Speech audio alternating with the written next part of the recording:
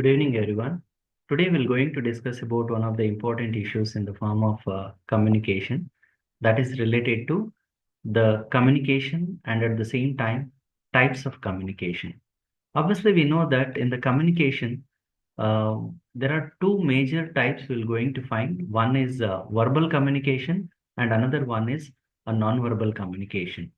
So verbal communication pattern, obviously we know that there are a lot of contribution is there from the side of verbal also and at the same time a non-verbal also.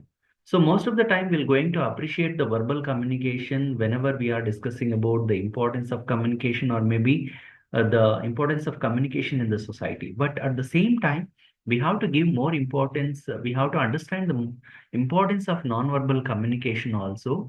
So in the classroom, in today's classroom, we're going to identify what are the types of nonverbal coding systems are there. In that, what is the role of proxemics in maintaining the distance in the form of a communication also. So there are different types of nonverbal coding systems are there. In that, proxemics, haptics, chronomics, kinesics, oculesics, facial expression, and physical appearance will going to play a very crucial role. Even in the artifacts, environmental factors, and even in the silence also will going to play a very crucial role. So as we see seeing here in the form of a picture, a gestural oriented communication pattern, or maybe in some of the type of a news reading pattern also, gestural will going to play a very crucial role.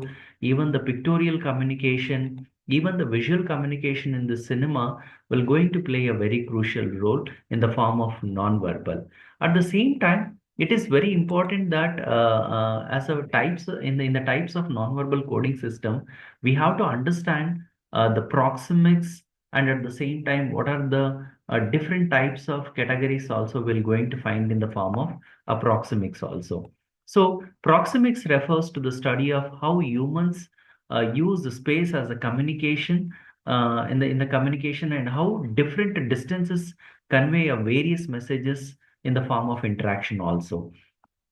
So, according to an anthropologist, Edward T. Hall, he proposes that the amount of personal space people require and how they use it in a varies by culture, relationship, and at the same time, circumstance also.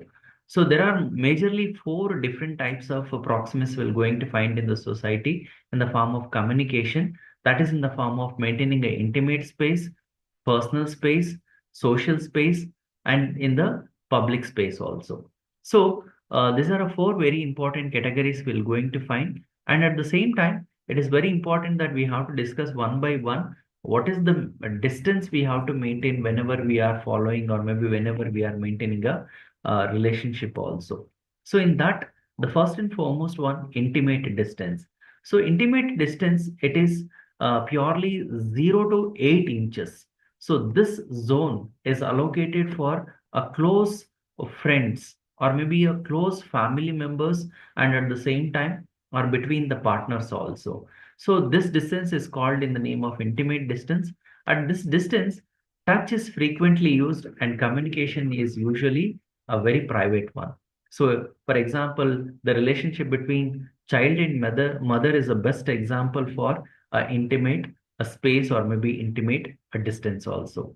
So personal distance, 1.5 to 4 feet is a standard distance we are maintaining in the form of personal.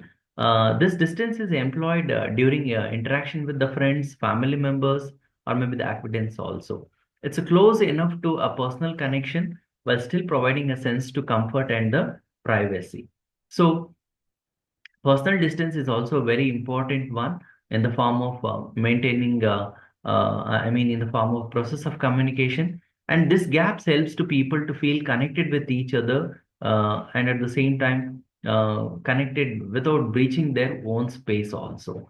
So not only the, personal space or maybe a personal distance, even the social distance also will going to play a crucial role. So 4 to 12 feet is this zone is considered as a social distance The zone is frequently employed in the professional or maybe the formal context, especially in the business meetings or maybe classrooms or maybe in the informal events also, especially in the social events.